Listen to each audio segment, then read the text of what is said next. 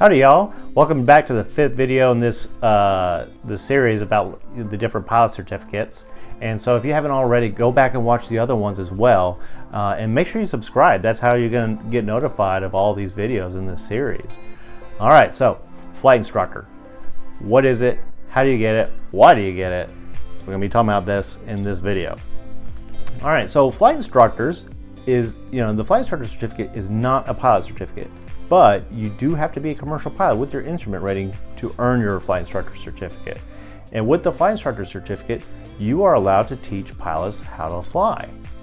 Now, why do you want to become a flight instructor?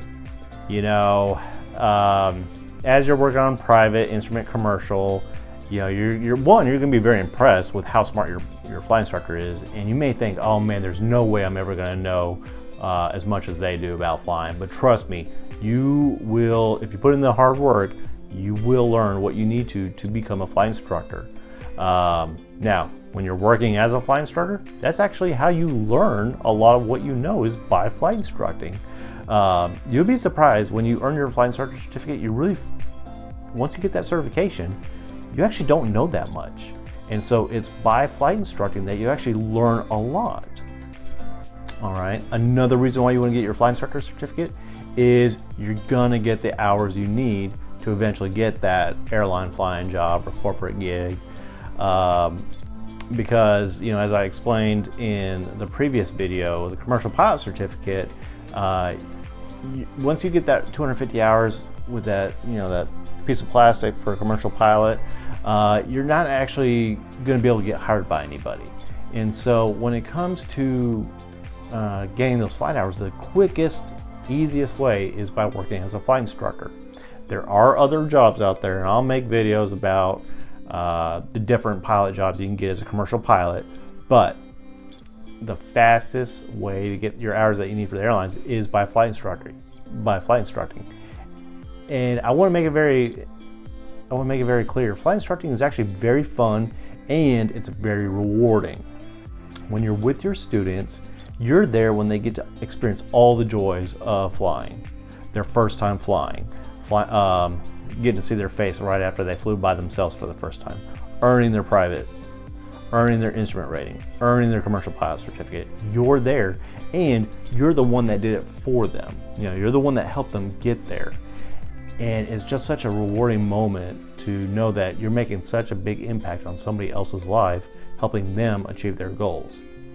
I mean, when I was working on my private instrument commercial, I was like, man, I don't want to become a flight instructor. There's no way I'm going to do it. I looked for every single loophole to gain the flight hours I needed to become a professional pilot. But eventually, I just gave up like so many others. I got my flight instructor certificate, and I fell in love with it. I did go work as a corporate pilot for a little while, but I got kind of a little bit burned out. So I actually left aviation. Worked in accounting and finance for a little bit, but then I just found myself really missing aviation. And so I loved flight instructing so much that I actually went back to working at a flight school as a ground instructor. I did that for a little while, and then now I became a professor of aviation at a university, and I'm loving my life. Teaching aviation is so much fun. So I want to make sure flight instructor is actually a very fun job.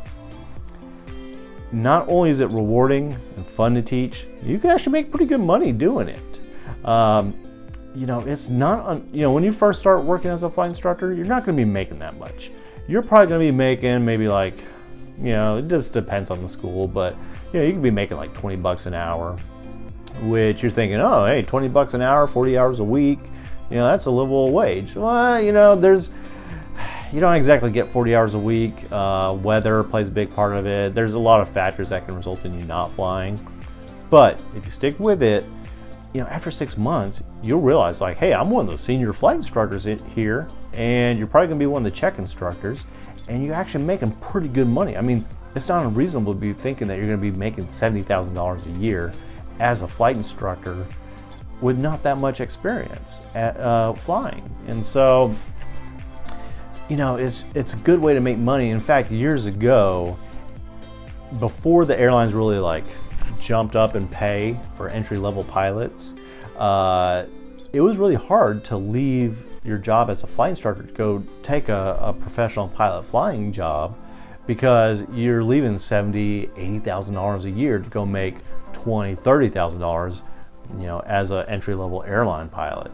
Now those days are long gone, so you can leave your flight instructing career to go be an airline pilot, and you actually get a bump in pay nowadays. Back when I was doing it, or back when I first started, my flight instructors are like, well, I got a family to feed, so flight instructor is it. But nowadays, the pay's a lot better for pilots, so yeah. Now, but while you're building up those hours, you're making pretty good money. It's just a good way to live. The other low-time pilot jobs that you get as a commercial pilot, you're not going to make enough, you're not going to be flying enough, so flight instructor is the best way to do it. All right, so how do you get your flight instructor certificate? Well, you have to be 18 years old, and you have to have your commercial pilot certificate with your instrument rating. Now you're thinking, well, I just want to teach people how to learn private commercial. Why do I have to have my instrument rating? Because that's the regulation. You have to have your instrument rating. So 18 years old, commercial pilot, instrument rating, and you actually have to take 2 knowledge tests. And so if you're going towards CFI, so flight instructor airplane, you have to take the fundamentals of instruction knowledge test and the flight instructor airplane knowledge test. Now the fundamentals of instruction knowledge test, your job as a flight instructor is not to fly an airplane, it's to teach. And so that's a big part of becoming a flight instructor, is learning how to teach. And so there's a separate knowledge test on just how to teach. And then there is a knowledge test on just flight instructing airplanes.